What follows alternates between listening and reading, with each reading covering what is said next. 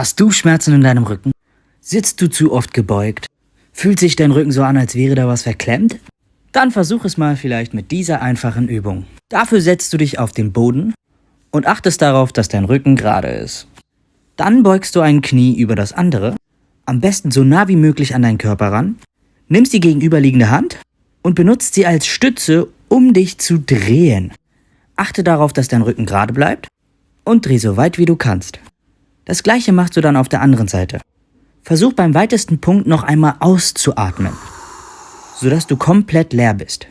Je länger du diese Stellung hältst, desto besser ist das für deinen Rücken. Na dann, probier das aus. Für Flexibilität ist es nicht zu spät.